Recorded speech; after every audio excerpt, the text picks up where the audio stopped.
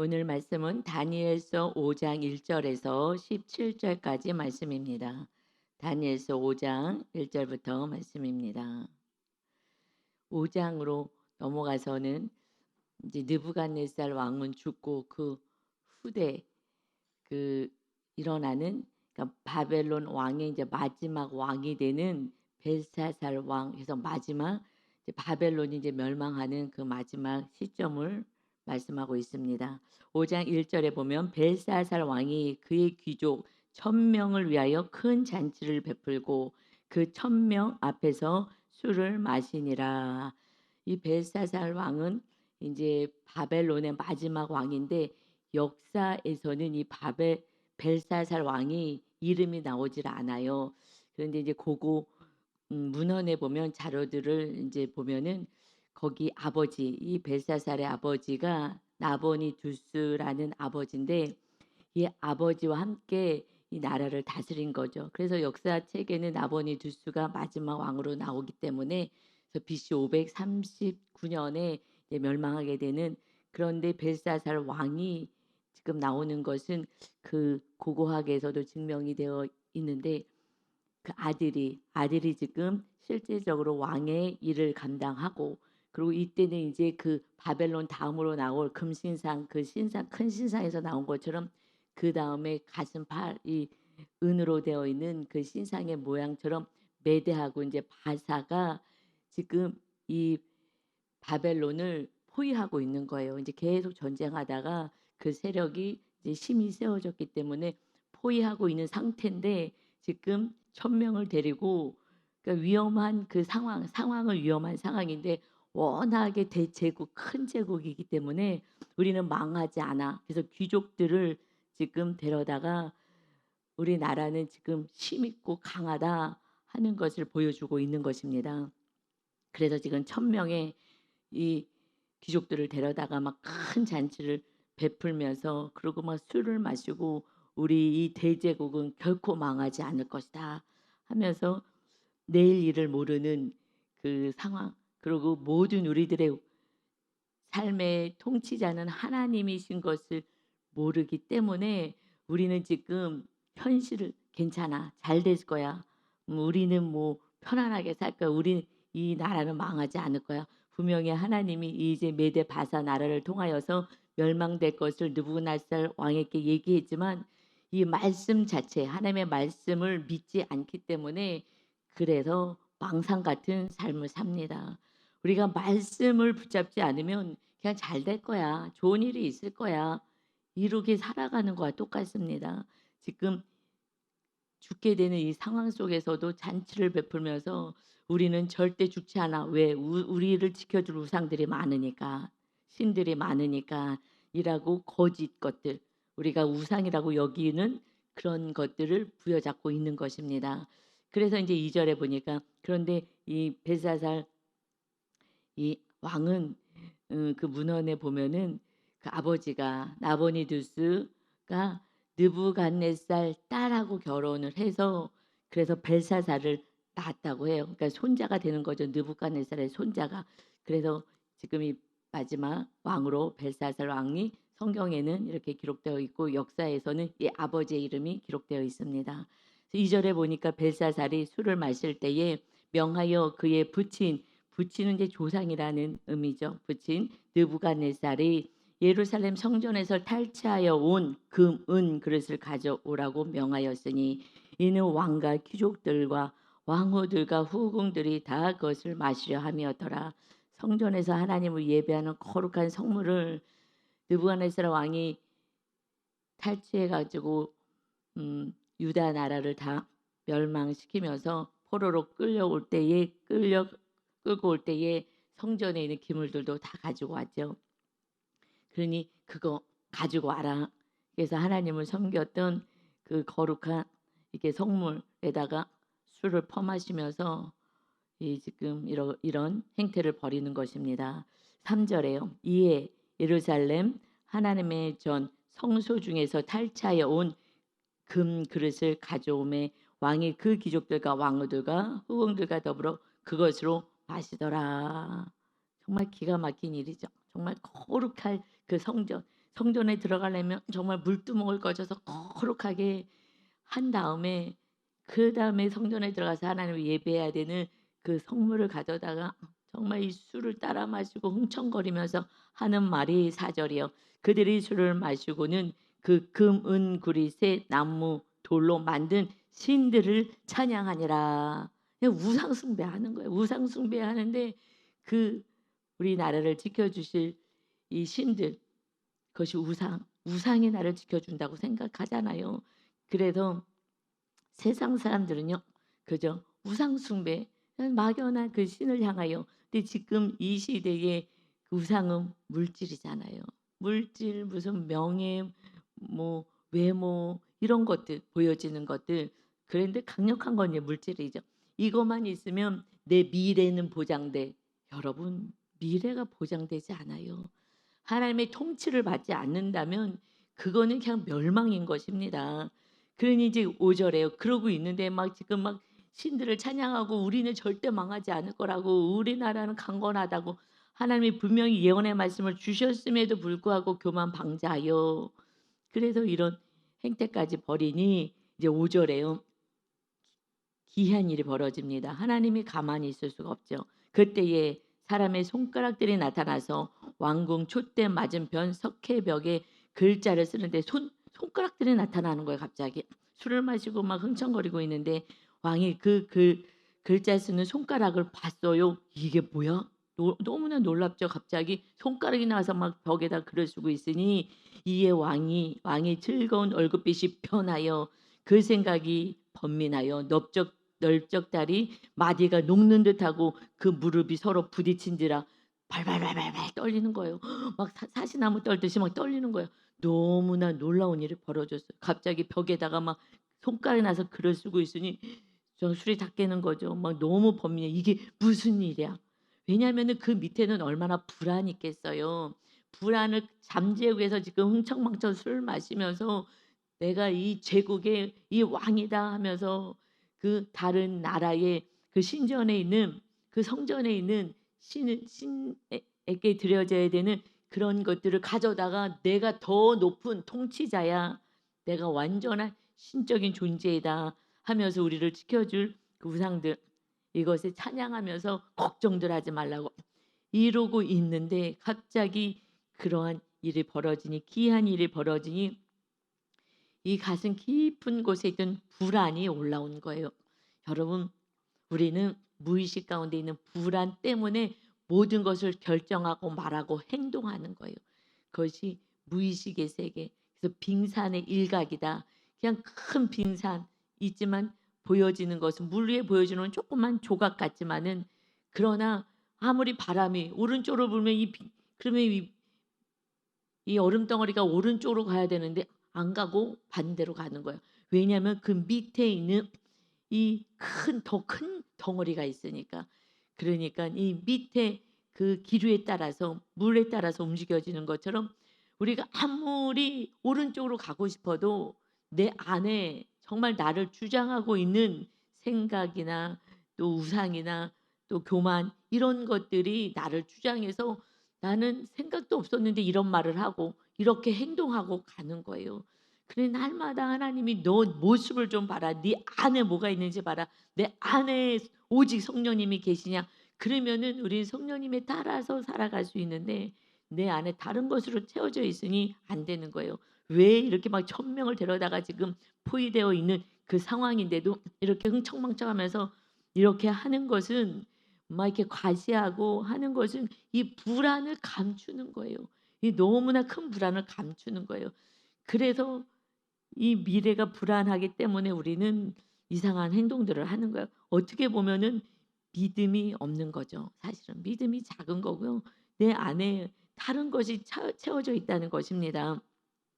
그러니 그 글자가 나왔다고 지금 이렇게 내가 대제국의 왕이라고 걱정할 거 없다고 귀족도 데려다가 그 성전에 있는 그런 성물을 갖다가 퍼마시면서 걱정하지 마, 우리가 다 통치한 나라이다 하고 있지만 실제적으로는 작은 일에도 정말 무릎이 서로 부딪힐 정도로 불안한 것이 인생이고 인간인 줄 믿습니다. 인간인 거예요. 그래서 그냥 하나님을 부여잡고 하나님이 우리와 함께 하지 않으면 삶 속에서 작은 일만 있어도 불안해하는 거예요. 염려하고 늘 걱정하고 사는 거예요. 그러니 하나님이 두려워하지 말고 놀라지 말아라. 날마다 이 구약 말씀에서 말씀하시고, 그러니 성령 하나님 우리 안에 임하셔서 우리를 지켜주시고 돌보십니다. 아멘. 그래서 7절에요. 왕이 크게 소리질러 술객과 갈대아 술사와 점쟁이를 불러오게 하고 무서워가지고요. 점쟁이들 찾아가잖아요. 그것이 두렵고 불안해서 그래요. 내 인생이 어떻게 될까? 그러니 늘 불안 속에 사는 것이 인생인 거예요. 그래서 바벨론의 지혜자들에게 말하되 누구를 막론하고 이 글자를 읽고 그 해석을 내게 보이면 자주색 옷을 입히고 금사슬을 그의 목에 걸어 주리니 그를 나라의 셋째 통치자로 삼으리라 하니라. 지금 셋째 통치자로, 아니 이거 해석만 해주면은 나 다음으로 첫째가 뭐야? 아버지가 실제 왕이었잖아요. 아버지 왕이고 자기가 지금 실제 아버지는 왕이지만 아직까지 세습은 되지 않았지만 그 내부를 지금 통치하고 있는 것은 이 벨사살 왕 두 번째잖아요. 서열로. 그러니 이제 세 번째 통치자가 되게 해주겠다. 서열로 세 번째. 그러니 가장 높은 지위에 있게 하겠다라고 얘기하는 거예요. 8절에요. 그때의 왕의 지혜자가 다 들어왔으나 능히 그 글자를 읽지 못하며 그 해석을 왕께 알려주지 못하는지라 어떻게 알겠어요? 이 우매한 자들이 알 수가 없죠. 하나님이 지금 행하신 일은 하나님의 사람만 알 수밖에 없습니다. 그러므로 벨사살 왕이 크게 번민하여 그의 얼굴빛이 변하였고 귀족들도 다 놀라니라. 벨사살 왕이 크게 번민하여 그의 얼굴빛이 변하였고 귀족들도 다 놀라고 흥청망청하면서 걱정할 거 없다고, 절대 두려워할 게 없다고, 우리가 강력한 나라이고 망할 수가 없다고 했으나, 그러나 이 작은 사건 속에서도 다들 벌벌 떨리는 그러한 상황인 거예요. 하나님 없이는 다 불안해요.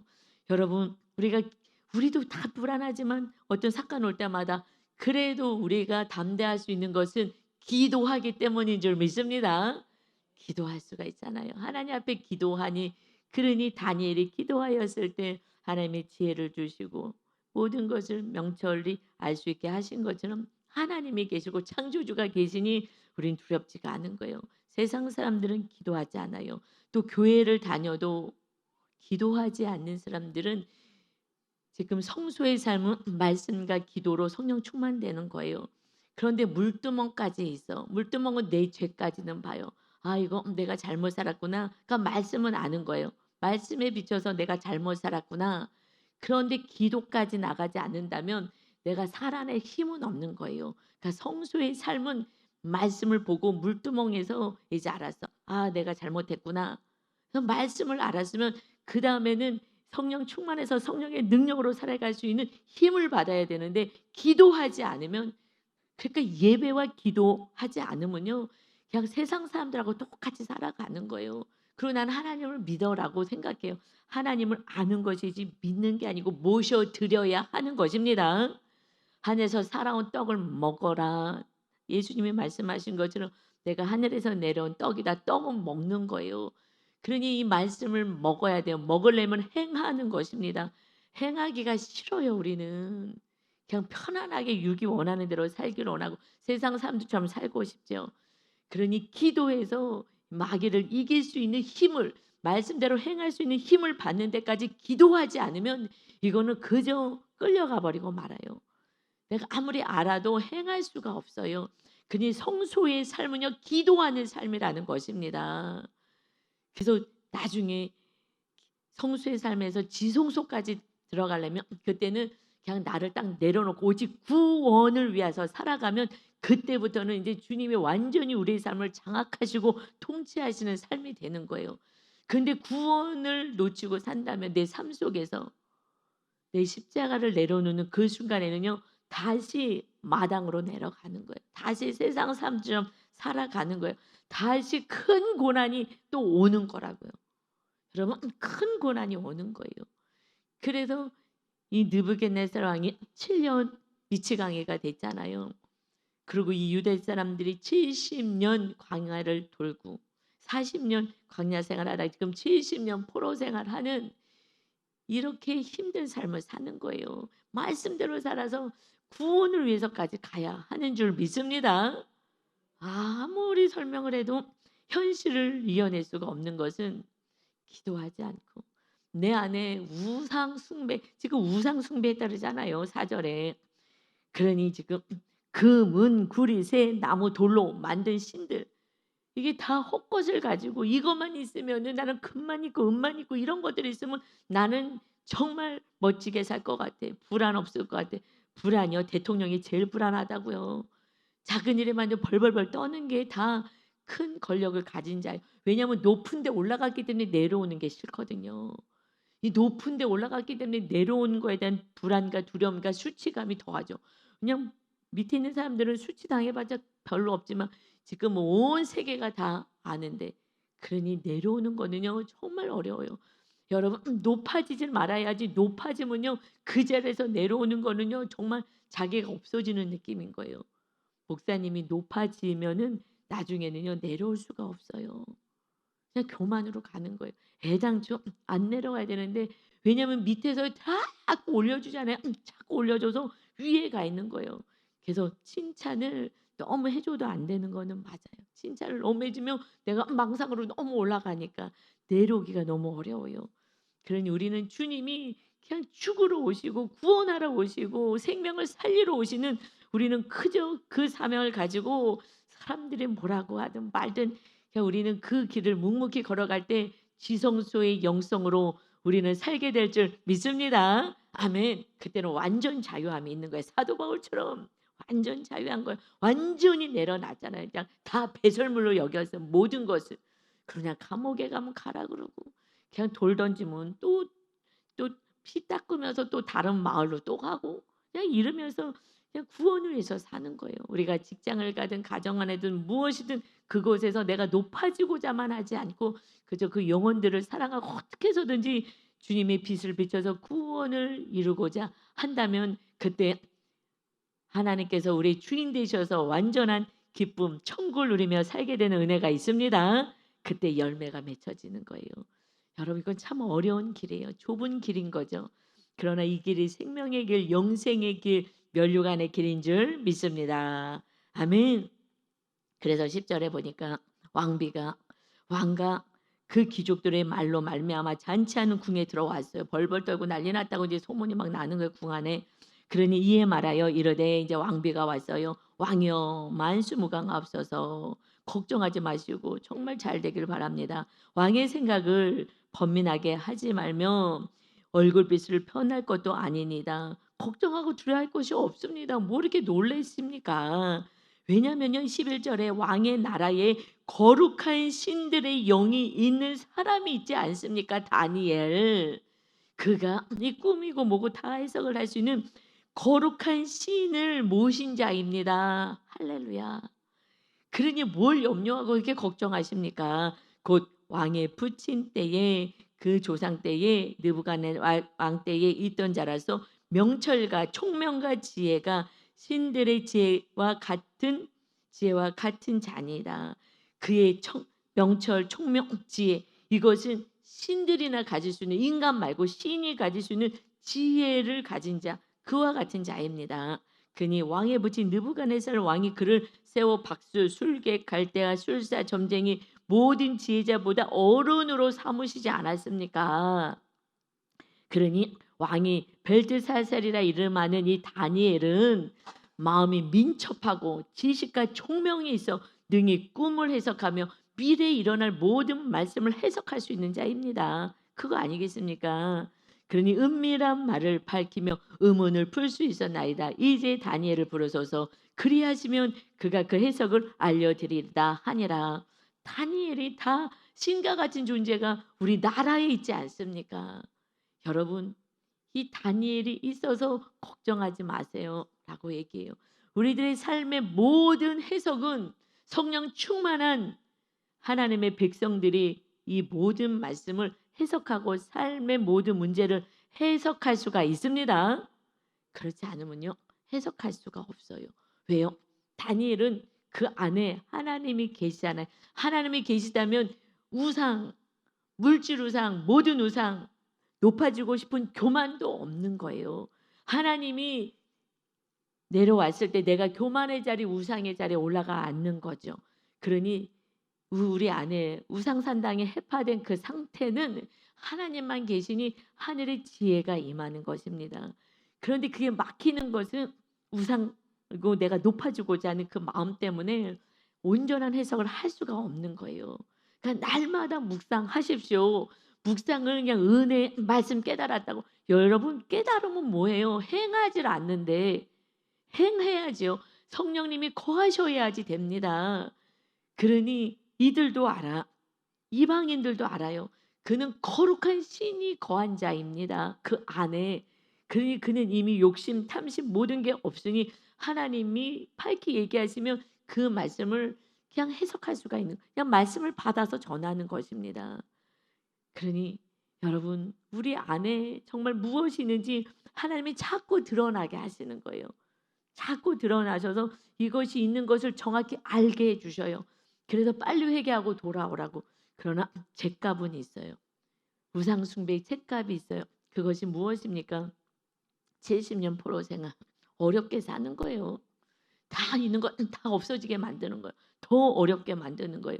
그럼에도 불구하고 느부갓네살 왕같이 하나님을 찬양하는 자가 된다면, 그리고 천국을 소유한 자가 된다면 이건 축복인 줄 믿습니다.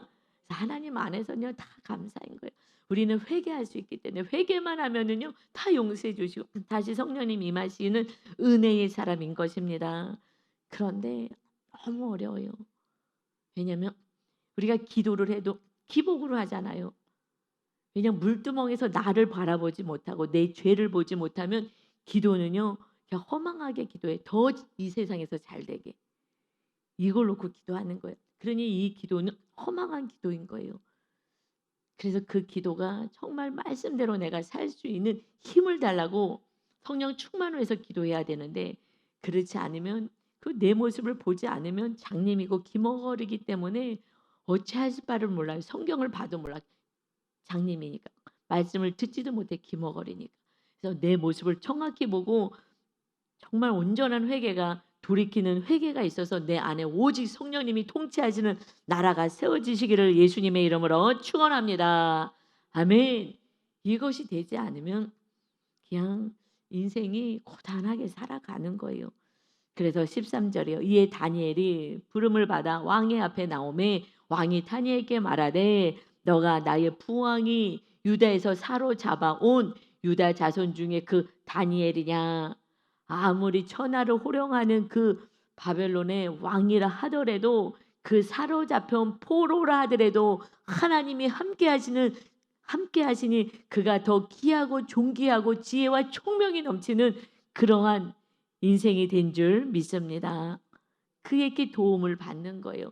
인간에게 도움받는 게 아니죠. 포로민에게 도움받는 것이 아니라 누구에게 도움받는 거예요? 그 안에 계신 하나님을에게 도움받길 원하는 것입니다. 그 신에게 그럼 물어봐서 저 글씨 좀 알려줘 라고 지금 얘기하는 것입니다. 그러니 내가 내게 대하여 들은즉 너 안에는 신들의 영이 있으므로 너가 명철과 총명과 비상한 지혜가 있다 하더라. 그 얘기를 들었다. 너 안에 신들의 영이 있지. 신의 영이 있지. 그들은 그냥 막 다신교니까 뭐 잡신 신들이 많이 있나 봐. 그러니까 이렇게 잘 알아맞히지. 그러나 우리의 신은 삼위일체 하나님, 예수님, 성령님 그 한 분이 우리 안에 거하시는 줄 믿습니다. 아멘. 하나님 아버지와 예수 그리스도의 신랑 되신 예수님과 우리를 거룩하게 하시는 영이신 성령님이 임하신 거예요. 신들의 영이시죠.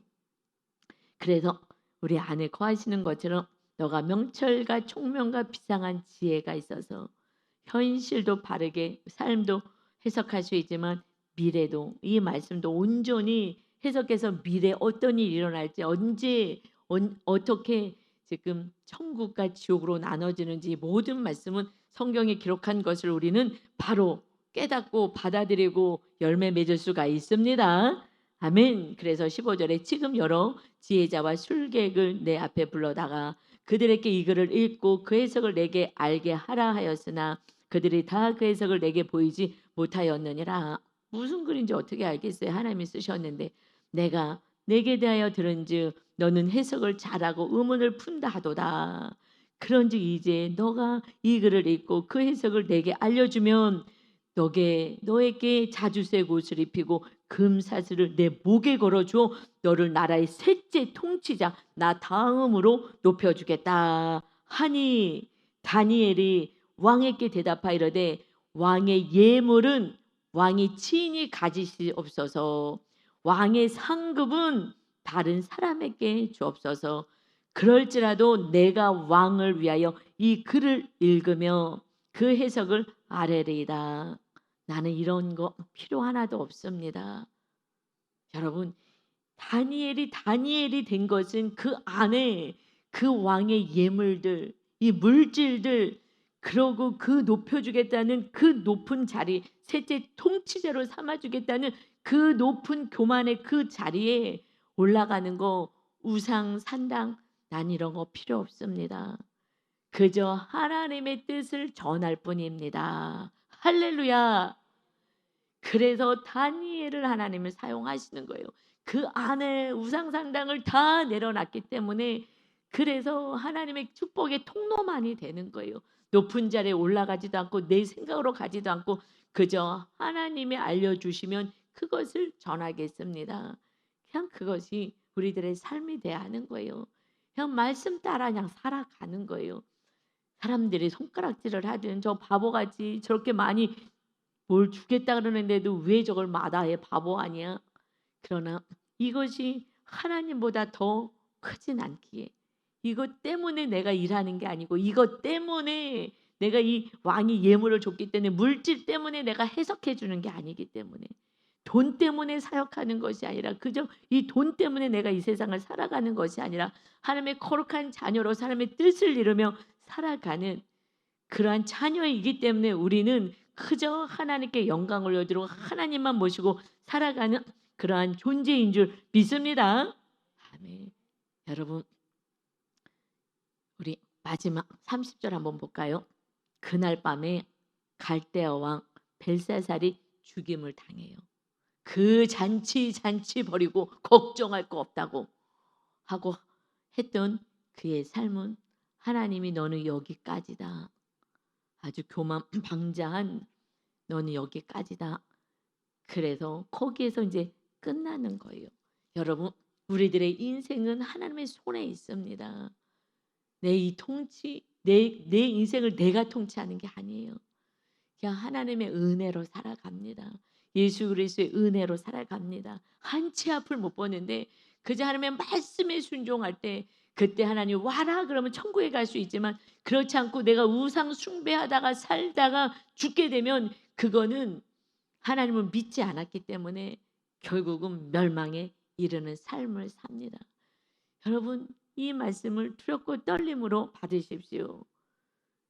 이때에 다니엘과 세 친구를 통하여 믿음 없는 포로 민의 그 백성들 유다 백성들에게 하나님이 살아계심을 보여줬어요. 이제 우리 교회 가운데 많은 영혼들이 제가 정말 막 리더들을 어떻게 세워보려고 막 애를 쓰는데 기도와 예배 자리에 나오고 이 말씀 묵상을 해야 되는데 그러지 않으면 또 세상 사람들처럼 똑같이 살아가요. 안타깝죠. 그런데 여러분 다니엘과 세 친구를 통하여 하나님이 일하십니다. 우리가 정말 다니엘과 세 친구가 돼야 되는 것 같아요. 이 세 명의 사람 정말 많은 사람이 아니더라도 그 정말 온전히 죽음은 죽으리라 나는 절대 우상 숭배하지 않습니다는 이 사드락과 메삭과 아벳느고처럼 우상을 완전히 해파해버리고 그리 아니하실지라도 나는 불 속에 들어갑니다. 풀무불에 던져 넣어도 나는 우상 숭배하지 않습니다 하는 그 세 명만 우리 교회에 있다 하더라도 그들을 통하여 하나님의 살아계심을 우리 성도님들에게 보여주게 될 줄 믿습니다. 어저께 너무 마음이 여러 가지 상황들이 그렇게 안 세워지나? 이렇게 안 세워지나?' 마음이 좀 힘들었어요. 그래서 저녁에 기도 시간에 계속 기도를 했어요. '하나님 어떻게 해야 될까요? 어떻게 해야지 제가 어떻게 설교를 해야지 말씀이 심겨질까요? 어떻게 해야 될까요?' 하고 있는데 제 마음 안에 이 지금 다니엘가 새 친구잖아요. 그러네 그 많은 백성들 포로민으로 믿음이 하나도 없어서 믿음 없어서 포로민으로 끌려온 그들 그들이 그 나라 세상 나라에 완전히 함몰될 수밖에 없는 그 상황이니 그러니 다니엘과 세 친구가 그들을 살려냈다 하는 그러한 성령님의 음성이 들었어요. 그래. 처음에는 나와 함께 정말 소수가 있다 하더라도 그들을 통하여 하나님이 살아계심을 계속 증거하는 간증이 흘러 넘치겠구나. 일단 그 세 명을 온전히 그 소수라도 정말 완전히 다니엘과 세 친구와 같은 저도 다니엘이 되고 그다음에 세 친구들처럼 절대 우상 숭배하지 않고 절대 높아지려고 하지 않고 죽으면 죽으리라 하면서 가는 그 에스더도 죽으면 죽으리라 했을 때에 민족을 살리는 것처럼 그래서 많은 사람이 필요한 건 아니구나. 그렇게 하나님의 나라를 보여줄 수 있는 담은 소수라도 정말 잘 양육할 수 있도록 제가 더 말씀 안에 살아야 되겠다 하고 기도를 했어요. 여러분 다른 사람 볼 게 없이 내가 과연 그 상황일 때 불 속에 뛰어들 수 있고 이 상황 속에서 살아갈 수 그대로 이렇게 우상 숭배를 다 끊어버리고 내가 높아지는 거 다 끊어버리고 이렇게 내가 과연 살 수 있을까? 우리가 다니엘도 사람이고 다 사람이에요. 이때는 지금 다니엘은 이 역사적으로 나보니두스 마지막에 BC 539년이니까 이때는 이제 이미 한 15살쯤 소년일 때 다니엘이 잡혀왔다고 생각하며 80이 넘은 상태예요. 이제 할아버지가 됐어요. 그러나 믿음이 흔들리지 않는 거예요. 여러분 나이가 드시면요 믿음들이 다 떨어져요. 그리고 그냥 자녀 의지하고 그냥 물질 의지하고 막 이러는데 절대 뭐라 그래요? 예물 필요 없습니다. 나 셋째 통치자 이런 거 필요 없습니다. 남 얘기니까 쉽지요. 현실 가운데서요. 아니요 벌벌 떨어요. 노후 보장 어떻게 노후 보장 벌벌 떨어요. 여러분 정말 다니엘처럼 하나님이 정말 살아계심을 믿고 하나님과 함께 동행하는 진짜 믿음을 보여줄 수 있는 저와 여러분이 되시기를 예수 그리스도의 이름으로 축원합니다. 아멘. 아버지 하나님, 우리는 성경을 수없이 읽고 다니엘에 대해서 다 줄줄줄 얘기할 수는 있습니다. 그리고 마치 때로는 내가 다니엘처럼 살 수 있을 것 같은 망상이 있습니다. 그러나 아버지, 그 소년, 아주 어린 소년이 나이가 들어도 그 이방 땅에서 믿음을 지킬 수 있는 것은 그저 하나님이 주인 되시고 심령 안에 성전으로 온전히 세워졌기에 이런 은혜가 있고 아버지 정말 우리들의 모습과 비교해 보면 부끄럽기 짝이 없습니다. 우리가 믿습니다 하는데 무엇을 믿는 것인지 아버지 정말 온전한 믿음 안에 거하여서 이 마지막 때에 하나님이 살아계심을 가족과 이웃들에게 보일 수 있는 진정한 우상과 산당을 다 해파여 물질을 내려놓고 교만을 내려놓고 오직 하나님의 뜻에 순복하는 하나님의 통치를 받는 거룩한 자녀들이 다 되게 하여 주옵소서. 감사드리며 예수 그리스도의 이름으로 기도 올리옵나이다. 아멘.